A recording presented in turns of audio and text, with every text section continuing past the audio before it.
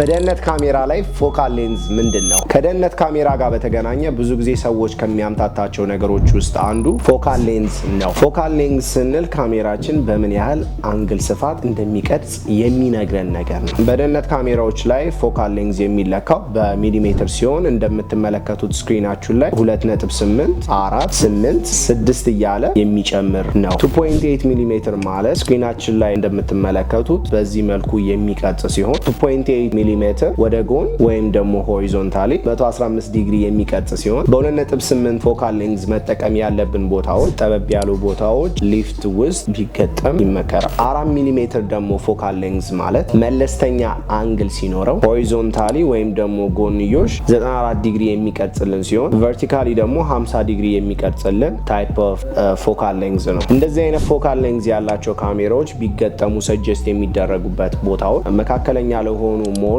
እንደዚሁም ፓርኪንግ ስፔሶች፣ መግቢያ መውጫዎች ብዙ ጊዜ ሰጀስት ይደረጋል። ብዙ ጊዜ ገበያ ላይ የሚገኙ ካሜራዎች 2.8 እና 4 ፎካል ሌንዝ ያላቸው ካሜራዎች ሲሆኑ ስክሪናችሁ ላይ እንደምትመለከቱት በተለያየ ፎካል ሌንዝ ያላቸው ካሜራዎች በምን መልኩ እንደሚቀርጹ መመልከት ይቻላል። እንደዚህ አይነት ጠቃሚ መረጃዎችን ለመከታተል ሱፐር ሴኩሪቲ ሶሉሽን ብላችሁ ሶሻል ሚዲያ ፕላትፎርማችንን መከታተል ትችላላችሁ። እንደዚሁም ነፃ የደህንነት ካሜራ ገጠማ የማማከር አገልግሎት የምትፈልጉ ከሆነ ከስር በማስቀምጥላችሁ ስልክ መደወል ትችላላችሁ።